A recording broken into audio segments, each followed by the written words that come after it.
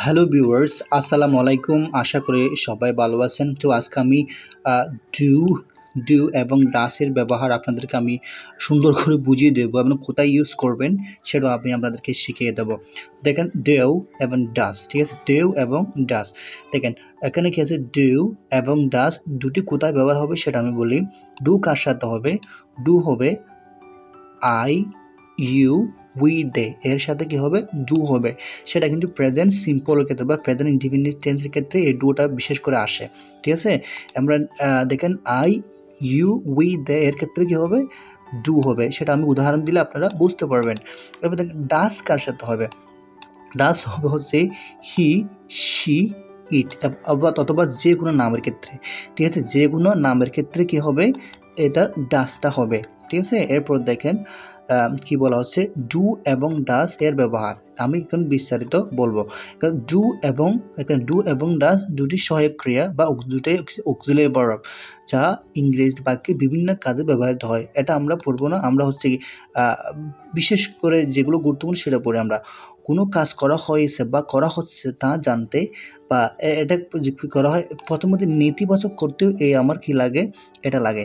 এই যে ডু এবং ডাস লাগে প্রেজেন্ট ইনডিফিনিট টেন্সের ক্ষেত্রে। এবার আরেকটা হচ্ছে কোনো কাজে জোর দেওয়ার ক্ষেত্রে, আরেকটা হচ্ছে কোনো কাজে কী দেওয়ার ক্ষেত্রে? জোর দেওয়ার ক্ষেত্রে। এই দুই ক্ষেত্রে ব্যবহৃত হয়। একটা হচ্ছে কি নেতিবাচক, আরেকটা হচ্ছে জোর দেওয়ার ক্ষেত্রে, আরেকটা হচ্ছে প্রশ্ন করার ক্ষেত্রে এই ডু এবং ডাসটা ব্যবহার করা হয়।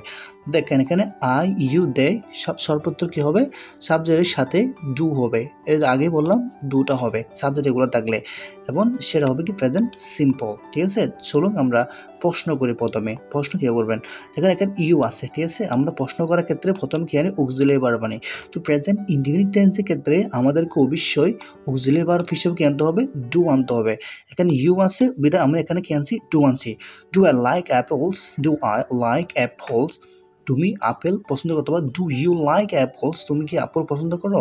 এটা হচ্ছে প্রশ্ন করছি আমরা কি দিয়ে? আমার ডু দিয়ে। এরপর দেখেন দে আছে এখানে, তাহলে আমরা আগে জেনেছি কিন্তু দে থাকলেও কী হবে? ডু হবে প্রশ্ন করার ক্ষেত্রে। Do they play football? তারা কি ফুটবল খেলে? তারা কি ফুটবল খেলে? দে থাকলেও এর আগে কী হবে? ডু হবে। এরপর দেখেন নেতিবাচক বা নেগেটিভ কীভাবে করবেন সেটা দেখেন। এখানে দেখেন আই ডু নট, এখানে আই আছে, আয়ের পরে কী হবে? ডু হবে। যখন আমরা না করব তখন একটা স্পেশালি একটা কী আনতে হবে? নট আনতে হবে। I do not like coffee, coffee, ঠিক আছে? কী হবে? I do not like coffee, এখানে I do not like coffee. We do not, এখানে উই আছে, উইর পরে ডু হয়, তাহলে কী হবে? We do not go to school on Sunday. আমরা রবিবার স্কুলে যাই না। We do not go to school on Sundays. আমরা সানডে কি যাই না? স্কুলে যাই না। এবার I do like this book, এখানে কি? এগুলো হচ্ছে জোর দেওয়ার ক্ষেত্রে, এখানে জোর দিয়ে বলতেছি। যেমন কি আমি যদি বলি আই লাইক দিস বুক, আমি এই বইটি পছন্দ করি।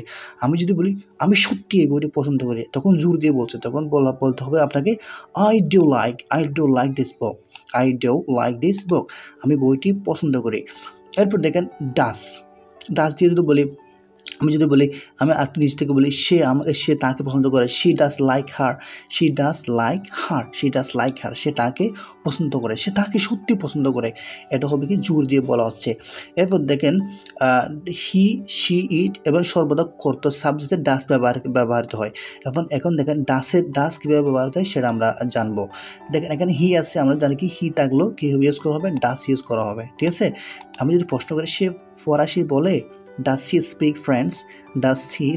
এখানে ডাস কেন হয়েছে? এখানে হি আছে বিদায়, এখানে যদি আই থাকতো তখন ডু হতো, ঠিক আছে? তারপর দেখেন সি এখানেও আছে, এখানে ডাস আছে। দেখেন সে নাচতে পছন্দ করে, সে নাচতে পছন্দ করে, এটা কথা ডাস C like to dance?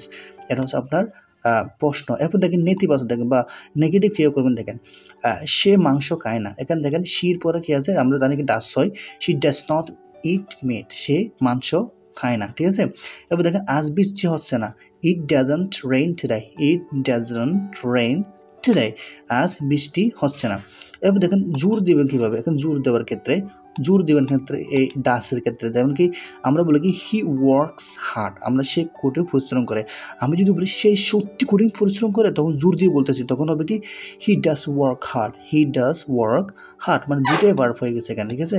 He does work hard, সে কঠিন পরিশ্রম করে। এরপর দেখেন ডু এবং ডাসের মধ্যে পার্থক্যটা দেখেন।